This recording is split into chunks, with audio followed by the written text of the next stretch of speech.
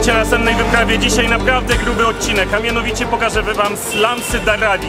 Ale nie takie, jakie widzą zazwyczaj pokazują youtuberzy w Polsce, czyli niebezpieczne, przejść ulicą i koniec. Pokażemy wam prawdziwe życie prawdziwych ludzi i jak tu się naprawdę żyje. A z nami będzie dzisiaj nasz przewodnik Savi, więc będzie nam pomagał w tłumaczeniu i pokaże nam również to, co się dzieje w ich domach. Zaczynamy na dworcu, który jest istnią granicą pomiędzy miastem i slumsami. Jak zobaczycie, nadjeżdżające pociągi i teraz tak, za mną jest miasto, a przede mną są slumsy. To są jedne z największych slumsów na świecie, ale według tego, co mówił Shaggy, właśnie nasz przewodnik, nie chodzi o wielkość, powierzchnię, ale chodzi o coś innego, a mianowicie o gęstość. Najbardziej zaludnione slumsy na świecie, jeżeli chodzi o ilość populacji na metr kwadratowy. Jeżeli dobrze pamiętam, to jest 160 tysięcy ludzi na kilometrze kwadratowym, ale główna różnica, którą chcemy wam dzisiaj pokazać na filmie, przykładowo w Delhi czy w innych slumsach tego typu, to jest słowa przewodnika, ludzie są biedni, żebrają i generalnie nie mają pieniędzy. A tutaj w Mumbaiu, w centrum finansowym właśnie Indii, ludzie w Dharavi generalnie pracują. Tutaj są firmy tekstylne, firmy garncarskie. Generalnie większość tych ludzi to mikroprzedsiębiorstwa i to chcemy wam dzisiaj pokazać. Słuchajcie, we wszystkich, można powiedzieć, materiałach, które znajdziecie w internecie po polsku, jest napisane, że tutaj mieszka do 1 miliona ludzi. W rzeczywistości nasz przewodnik powiedział, że może tutaj być nieoficjalnie nawet do 3 milionów osób, co czyni to miejsce nie jednym z największych skupisk, można powiedzieć, slumsów w Azji, ale na pewno największym skupiskiem slumsów na świecie, więc według naszego przewodnika są to największe slumsy na świecie. Nie wiem, czy to będzie widać w kamerze, ale unosi się taki dym u góry, widzisz? Kadzidełkowy. Nie wiem, czy to jest kadzidełkowe, czy nie. Tutaj jakaś świątynia. To weź kamerę i wejdź, bo ja mam, zanim się rozwiążę, to wejdź. I to jest świątynia pomyślności, więc tutaj człowiek przychodzi, właśnie prosi o pomyślność w życiu i tak dalej. Dostałem błogosławieństwo pomyślności. Tak, bo dostałem pełen rytuał właśnie błogosławieństwa, nie? Wszędzie po bokach papierki i widziałem też już jakieś resztki jedzenia powyrzucane i tak dalej. O, widzicie? Tu są jakieś okoliczne sklepy i tak dalej. Wszyscy trąbią, przejeżdżają, po prostu jest chaos niesamowity. O, proszę, pan na lotnisko idzie. Tutaj też jest taki jeden ważny motyw, dlaczego wzięliśmy przewodnika. Dlatego, że on może nam zorganizować spotkanie z ludźmi, być tłumaczem, robić wywiady, dzięki niemu możemy. No i kolejna sprawa, że myślę, że jakbyśmy się tak, chociaż może nie, tutaj nie wiem. Ale bezpieczeństwo też jest naszym dużym priorytetem, że tak powiem. Na razie się czuję tutaj bardzo bezpiecznie. Chyba nawet bezpieczniej niż w Rumunii na tym. Ja też się bardziej boję, że ktoś mnie tym motorem przejedzie, co nie? Słuchajcie, teraz jedziemy do takiej commercial area, czyli do miejsca, gdzie spotykają się głównie mężczyźni, gdzie po prostu zaczynają tutaj swój dzień, jedzą śniadania, a co do kobiet? Kobiety zazwyczaj siedzą w domach i ich głównym zadaniem jest przygotowanie jedzenia i chociażby w takich slumsach zdobywanie wody. Tutaj, żeby zdobyć wodę, muszą iść ileś kilometrów, aby, poczekajcie, bo mnie tuk-tuk przejedzie, aby napełnić baniaki z wodą w takich źródełkach i wrócić. I tak jak wcześniej już mówiłem, problemy sanitarne. Tutaj średnio wypada jedna toaleta na 1200 osób, więc większość się załatwia w miejscach, no można powiedzieć postronnych, tam gdzie może.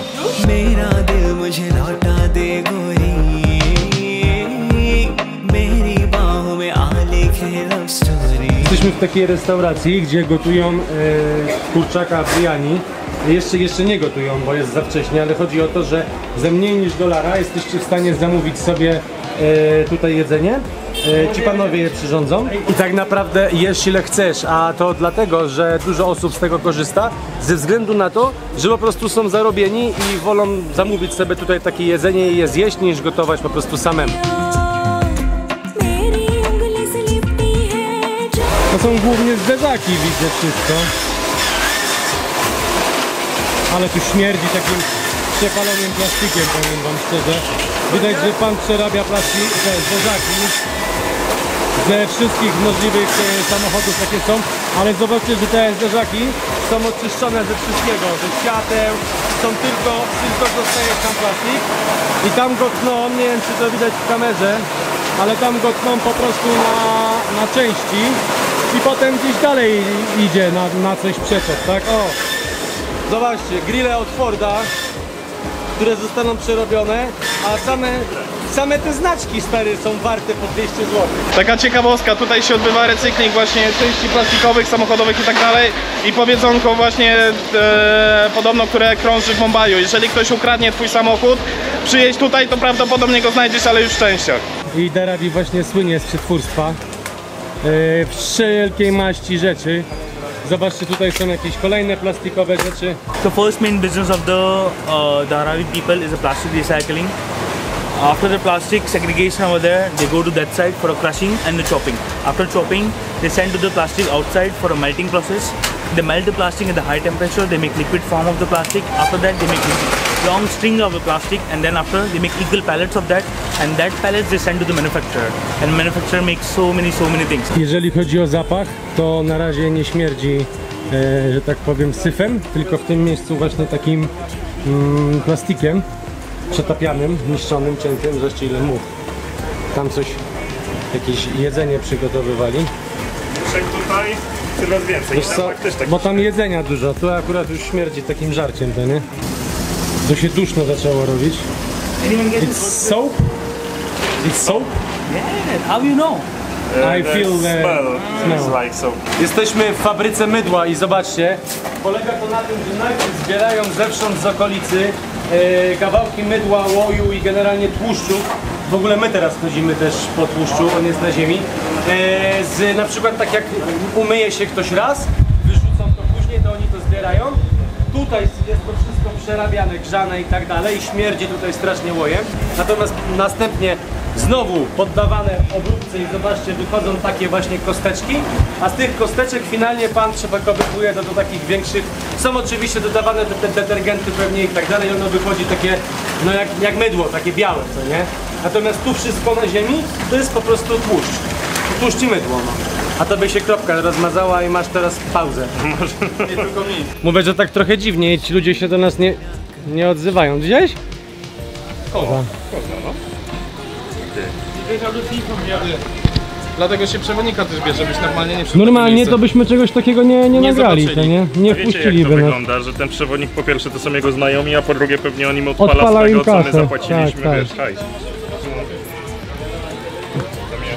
Kilka szczegółów o życiu w Dharavi, słuchajcie. Prąd 24/7, tylko trzeba się podłączyć właśnie do tej plątaniny kabli, ale co jest ważniejsze, bo co jest ważniejsze? Woda, życiodajna woda. Tu jest źródło właśnie, z którego mogą czerpać za darmo mieszkańcy slumsów, ale tylko przez 3 godziny dziennie.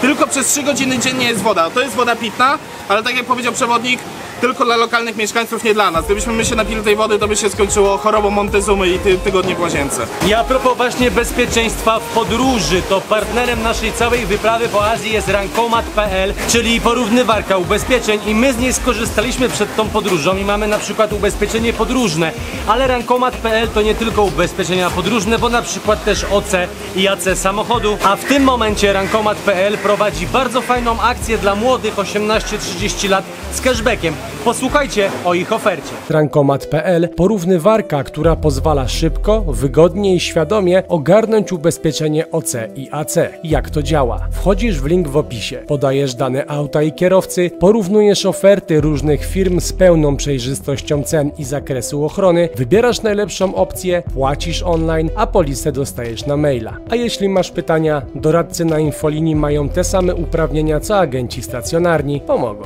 I najważniejsze, jeśli jesteś młodym kierowcą i masz 18-30 lat, to za zakup OC lub AC przez link z opisu możesz zgarnąć cashback do 300 zł. Dzięki programowi dla młodych dostępnym na rankomat.pl. Wejdź w link w opisie i sprawdź. Porównaj oferty i nie przepłacaj za coś, co możesz mieć taniej i lepiej, bo dopóki nie porównasz, nie wiesz, czy wybrałeś najlepiej. Wjeżdżamy w to. Zobaczcie, jak wielkie jest Dharavi. To jest mniej więcej, może się zaznaczy, czy nie wiem, obszar, o. To jest taki wielki obszar, a my jesteśmy tutaj na rogu koło tej linii kolejowej, a to się ciągnie dalej. No, ogromne, ale aczkolwiek na ilość ludzi, który tutaj żyje, to tak naprawdę nie aż takie duże. Gdzieś jakiś chyba remont w Dharavi jest prowadzony, bo młoty chodzą. Przerabiają te domki. Zobaczcie, dalsza część dźwięku. Tym razem plastikowe butelki, bo jakiś płyn. Plastik. Je. Tutaj ładnie pachnie, powiem wam, taki No bo to są płyny takie, co nie? taki mocny.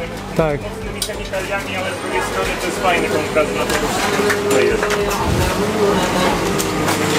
Tutaj są opakowania po serkach na przykład. Zobaczcie, to jest kolejna fabryka przetwórstwa segregacji w sumie plastiku. Po prostu ze śmieci. Tam jest malutka kuchnia u góry, a tutaj panowie rozdzielają elektronikę i kolory plastiku do różnych rodzajów kontenerków. Jakiś kolejny pan idzie na górę, przyczaił mnie i się od razu odwrócił. W ogóle nie? zobacz te schody, bo tutaj jeszcze powiem o budowie ich domków, takich lokalnych, jak to w rzeczywistości wygląda. Każdy z nich ma 3 piętra. Pierwsze piętro to zawsze jest właśnie jakieś przedsiębiorstwo i tutaj wszyscy pracują, z rodziny, przyjaciele i tak dalej. Drugie piętro, tam się żyje. Około 30 metrów jest tam sypialnia, kuchnia i wszystko co tam trzeba, tam gotują. Trzecie piętro to można powiedzieć, czyli poddasze, tam jest taki składzik. Tam składują rzeczy, które na co dzień nie są potrzebne. I te domy składają się właśnie z tych 3 pięter i wszędzie praktycznie je możecie zobaczyć na tych slumsach. To jest strefa, w której nam nie wolno kręcić. Nie wiem dlaczego. Ale kręcimy. From here, Okay, and why? in that side they always say no. So that's why. It's what? They always say no to no for a picture. They don't want. Yeah, they don't want Okay, a picture. okay. Bo po prostu nie chcą, to nie? It's okay over there? Yeah, from here you can make the pictures. Okay. A propos tych dzieci, które za mną biegają i naszego przewodnika, który za nami stoi. Przed chwilą mieliśmy taką szczerą rozmowę. Jak się tutaj żyje i czemu on oprowadza w ogóle ludzi? Powiedział, że jego ojciec wyławiał plastik z morza, czy tam z wody ogólnie i starał się zapewnić mu jak najlepszą przyszłość, dzięki czemu nauczył go języka angielskiego i dzięki czemu poszedł do szkoły. Jego normalne życie nie polega tylko na byciu przewodnikiem, a po prostu on od poniedziałku do piątku pracuje, a w soboty i niedzielę jest przewodnikiem między innymi chociażby dla nas. Więc i potem zaczął nam mówić, że on również ma 2-letnią córeczkę, że to jest jego całe życie. My też zaczęliśmy opowiadać o dzieciach, no i spójrzcie jak niestety to wygląda. U nas biedota w Polsce wygląda trochę inaczej, ale mimo wszystko jest to jakby, te dzieci nie są smutne, nie są niedożywione. One mają co jeść i są szczęśliwe, tylko po prostu są biedne. Here they're making a shirts for a man. A shirts? Yeah. Czyli cały czas mijamy fabryki i tutaj robią ubrania na przykład. Nie, tu już chyba możemy kręcić. Nie wiem w sumie sam. Uśmiechają się, to chyba tak.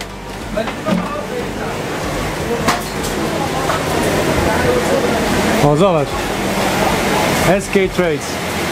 Dealers in all kinds of plastic scraps and Słuchajcie, teraz kręcimy Ganoes odcinek powder. Daragi, największy slumsach na świecie dla naszego przewodnika. They separate the plastic. Plastic. And here they do the washing of the plastic. Okej, tu myją plastik i też go odseparowywują od odseparowywują właśnie od takiego nagaru plastikowego. Cały czas po śmieciach i po prostu po całym bagnie, bo tutaj kanalizacji nie ma. O, tu sobie coś cieknie stróżką. Działa, działa! Działa, ale ja bym tam nie podchodził za blisko, wiesz? Jak podłączą, tak podłączą. Liczniki widać, że mają, tylko pytanie teraz, który jest od czego. Ja to współczuję komuś, kto przyjdzie to serwisować, co nie? Pytałem, co się dzieje w burzy, ten się zaczął śmiać i totally safe, nothing ever happen.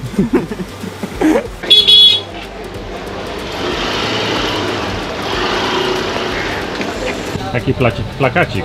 A tutaj po raz kolejny spójrzcie na te schody, no to jak drabina. I wejście właśnie na drugie i trzecie piętro, tam ludzie żyją, a tutaj pracują. Proszę bardzo, fryzjer. Kartony. Saloon. Nie, hairdresser.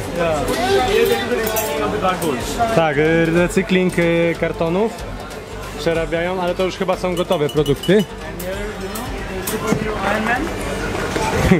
Iron Man? Nie. Wpadlibyście na to, że za prasowanie w slumsach możecie zapłacić po prostu Google Payem albo czymś takim? Dobre, co? Jedzonko, ale nie odważyłbym się. People having some breakfast over here. Yeah. Like having a tea on that side. And what is this? This. This is a small oil for oil. Oil for hair? Ah, okay. Oil tobacco. Tobacco, yeah. To chewing. W tym miejscu już jest troszeczkę więcej, że tak powiem, przewiewu powietrza, bo tak to jest strasznie duszno i mnóstwo jest takiego smogu unoszącego się ze względu na to właśnie wypalanie, przerabianie i tak dalej.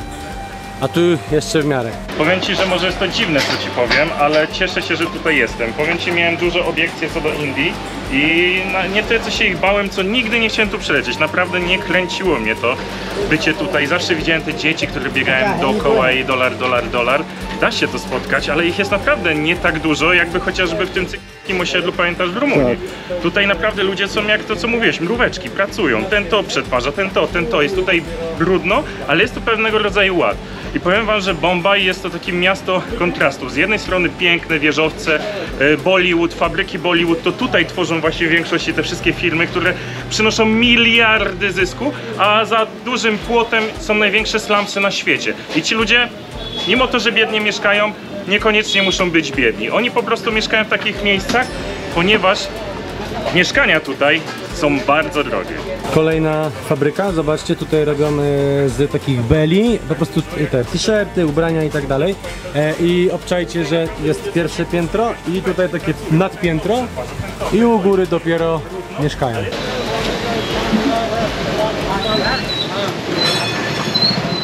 Słuchajcie, oglądając ten film też fajnie sobie wcześniej obejrzeć albo później Slumdoga Miliona z ulicy i wrócić do tego filmu, ponieważ pokazuję wam często miejsca, gdzie właśnie on był kręcony. Tutaj było kręcone ujęcie, gdzie jeden właśnie z chłopaków, ten główny bohater, biegł w tamtą stronę, kamera była stamtąd i gonił go policjant z kijem. Więc jak obejrzycie najpierw ten film, a potem nasz materiał, to zobaczycie naprawdę, jak to miejsce wyglądało. Oczywiście to, że mamy przewodnika i to, że mamy taki otwarty bilet do wielu pomieszczeń, fabryk i tak dalej, nie oznacza, że możemy nagrywać wszędzie. Za moimi plecami znajduje się bardzo restrykcyjne miejsce, do którego się udajemy. Jest to wąska ulica i przejście nam zajmie ją kilka minut, ale podczas naszej wycieczki ją musimy przejść.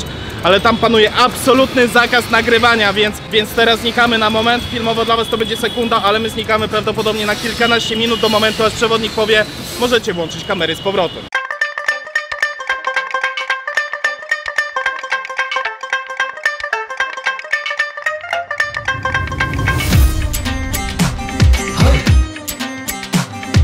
I to jest trzeci rodzaj biznesu, właśnie Czyli skóry. No, Garbienie skór. Tak. A zobaczcie, w ogóle przechodzimy przez fabrykę. O kurde! To ma z 1 000 000 lat. Czyli to jest garbarnia. BHP tutaj nie istnieje. Nie?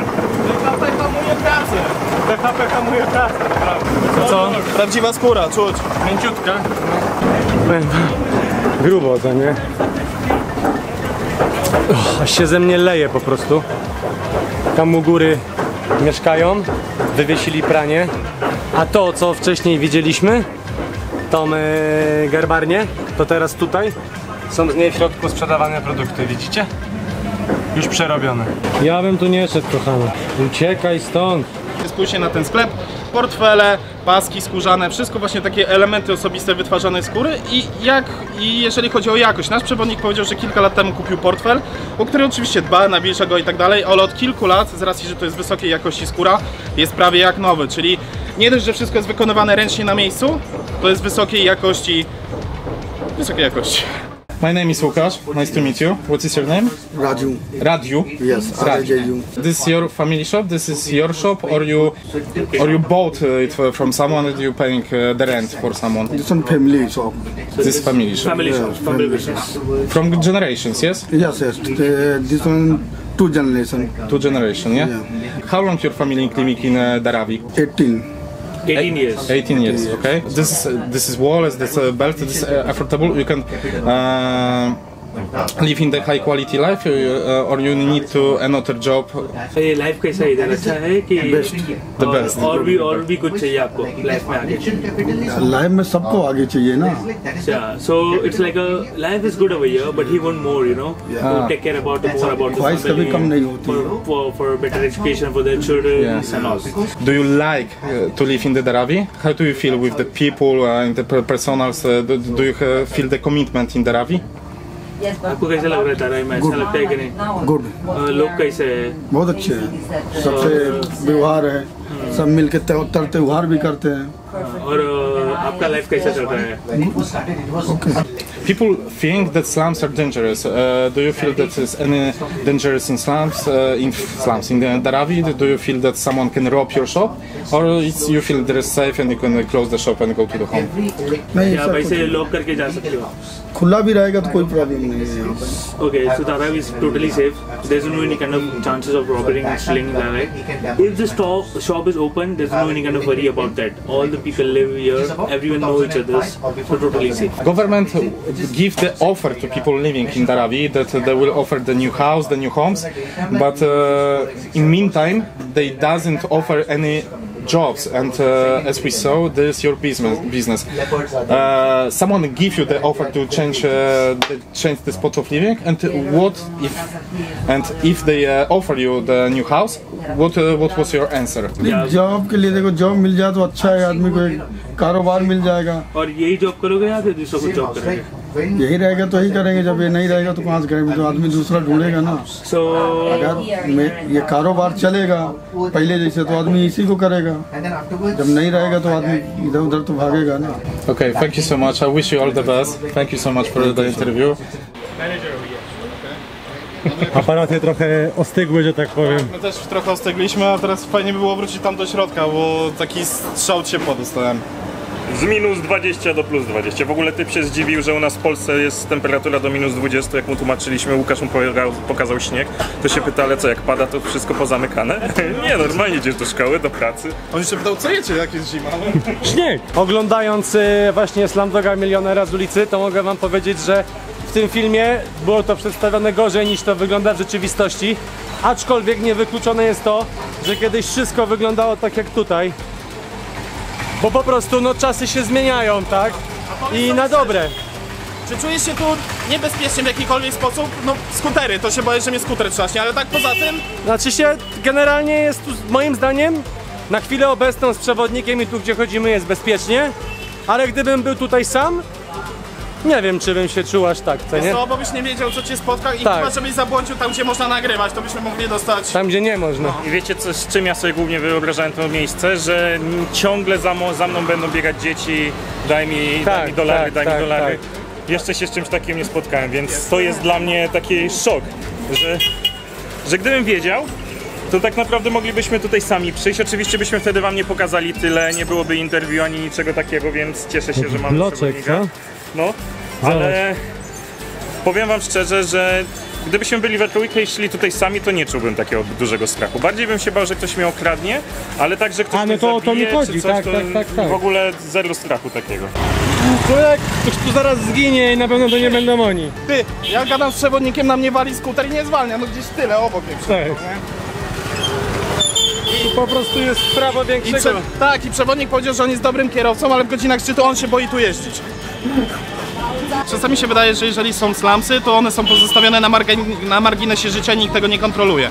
Tutaj wygląda sytuacja tak, że biznesy są prywatne, domy są prywatne, wszystkim zajmują się prywatni ludzie, ale i tak obowiązują prawa rządowe, i tak to wszystko patroluje policja, więc to jest i tak wszystko pod pieczą rządową, więc to nie jest tak, że to jest dzika strefa pośrodku Bombaju, tylko normalnie regularna dzielnica, taka jak w normalnych innych miastach, tylko bardzo chaotyczna.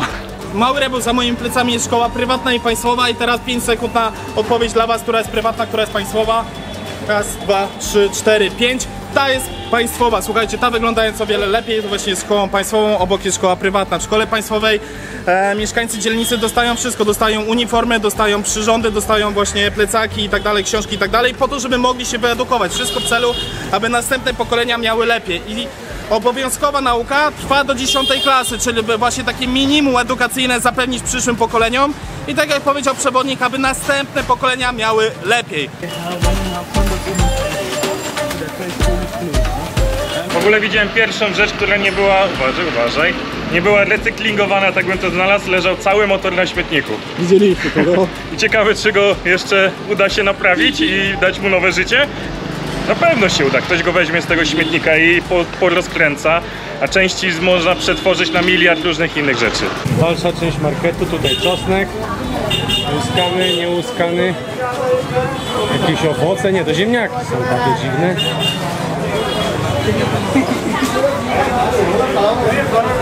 Mnóstwo jakichś dziwnych przypraw i sklepów, po których Nie mam bladego pojęcia czym one są, ale jakby biznes kwitnie widać. Wszędzie pachnie kadzidełkami. Co jakiś czas ludzie też się obracają za nami, jeżeli chodzi o kamery. O i często się też zdarza coś takiego jak teraz, co widzicie. Teraz patrzcie jak mamy tą widownię dookoła. Ja już to nagrałem to, Łukasz. Yeah, people are watching us. Only Sunday for me. Hostel. Ja pierdzielę. Ja nie wiem, czy my idziemy chodnikiem, czy ulicą. Czy trochę ulicą, a trochę chodnikiem. Czy może trochę ulicą, a chodnikiem. A może to w ogóle jest chodnik. No ważne, że idziemy. Jeszcze nikt nie zginął. Ziomek se machał. Kolejną z wielu opcji, którymi para się Dharavi, jest dzielnica Dharavi. To jest właśnie garncarstwo i tak na przykład tutaj widzimy takie garnki.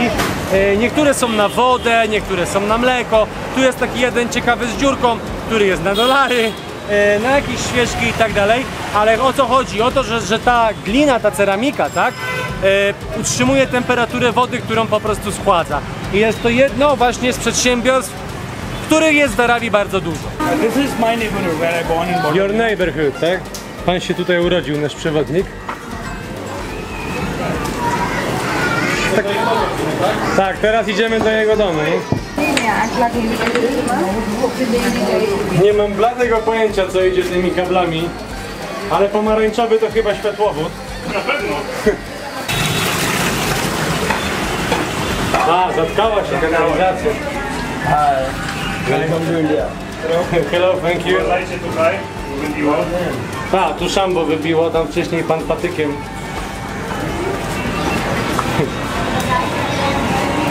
Szerokim łukiem, szerokim łukiem. Jeden but już był. Ale końcóweczka tylko. Końcóweczka? Ja? Konrad będzie robił... Co on będzie robił? Kubek? Albo nie wiem, co jeszcze. Put both hands back. Yes, I know, but I have so I can Okay, no, Ja ci to हाथ ऊंची zdezynfekuję. कर हाँ भले भले मैंने किया भूला Okay. Down down slowly lightly wait okay remove remove remove remove remove remove remove remove remove What now? Wow, to skillsy.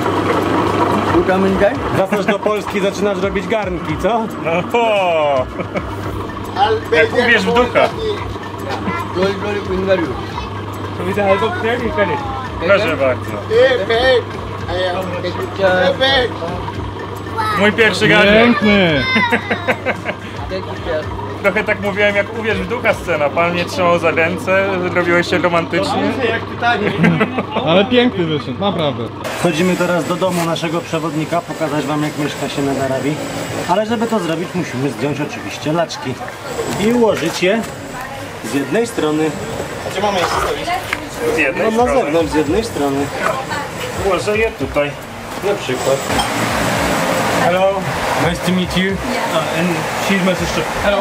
Okay. Your sister. Yeah. Your sister. Like, this is your kitchen. This is like kitchen. This is like a living room. This is bedroom. This is everything. Okay. Okay, that's all. Yeah. And where is the sleeping area? So this is like we are now four people, and including my daughter, five.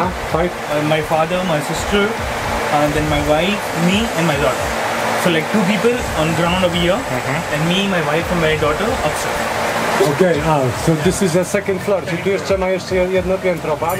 To są też te 3 piętrówki, czyli drugie piętro i trzecie to już jest poddasze, nie? A tutaj na ziemi śpią 2 osoby, tak? Tak. Tutaj śpią 2 osoby, nasz przewodnik z żoną i dzieckiem u góry, czyli tutaj pewnie rodzice śpią, nie? Okay. And you are thinking in future just leave Dharavi and move to something So you know, another place? every individual people have a dream, and also I have a dream to buy a good luxury house for my kids. So because I spend a life over here, but I also move out and have a luxury life. You know, like one of the good apartment, like one bedroom, whole kitchen room. So that will be good, right? But your parents give you the better life and you give your your better life. So maybe in future you will have everything what you do. So that's like my parents give me a best life, you know. That's they can do, but I want best for my kids also. Yes. So that's why I'm doing this kind of activity, you know. So yeah, I wish you very much for it, sir. Tutaj jest łazienka. Najgorsze, że nie potrafię siedzieć po polsku. Najgorsze, że nie wiem jak się tu włącza światło, ale może go nie wiem. Siadaj tu, Łukasz, bo tak się Chciałem zobaczyć łazienkę jak wygląda, czekajcie, tylko włączę światło. A, over there, okej. Łazieneczka, zobaczcie. Nie wiem gdzie jest toaleta. Znaczy nie ma toalety. Ale jest kran i nie mam dalej jak wejść. To jest po prostu tak mało i bardzo wilgotnie. fajne to nasze życie. A pan nas zaprosił na herbatę. Tak, i przy okazji, Jesteśmy gotowi. jak już się śmieję z tych apartamentów inwestycyjnych w Polsce, to pomyślcie sobie, jaki są, pomyślcie sobie o tym, jak 3 pokolenia mieszkają właśnie dosłownie na 2 metrach kwadratowych, nie? Ja wiem, I że są to jest dla nich kuchnia, łazienka, sypialnia Salon. rodzice, i podłoga to stół. tak, rodzice śpią tutaj. Przewodnik z żoną i z dzieckiem na piętrze na tym samym metrażu. Yeah, water is always a problem. Czyli nie mamy problemu z tym, że pan powiedział, że to jest tylko mleko bez wody, bo z wodą byśmy mieli duży problem, powiedział. I to jest prawda, tutaj woda z kranu jest tylko dla nich, nie dla takich ludzi jak my. No, bez konfa Montezumy tak zwana, byśmy tydzień w łazience spędzili. Jestem ciekaw, czy jakbyś tutaj przyjechał i pił ciągle tą wodę, czy twój organizm by się do tego przyzwyczaił? Na pewno. Pewnie tak, ale po tygodniu cierpienia. No tak, no byś dużo musiał wycierpieć. Wasze zdrowie. I tutaj kończy się nasza bogata i piękna historia po slumsach Dharavi. Właśnie chyba niekoniecznie slumsach, bo slumsy kojarzą się z biedotą. Oczywiście to nie są luksusowe warunki, ale ci ludzie nie żebrzą, ci ludzie nie są skazani na biedotę, ci ludzie walczą, robią wszystko, aby poprawić właśnie standard życia między innymi swoim dzieciom. Pracują ciężko, także thank you so much. Thank you so much, sir. Thank you very Great much. experience. Yeah. All the best to you. Yeah, And do zobaczenia na następnej wyprawie.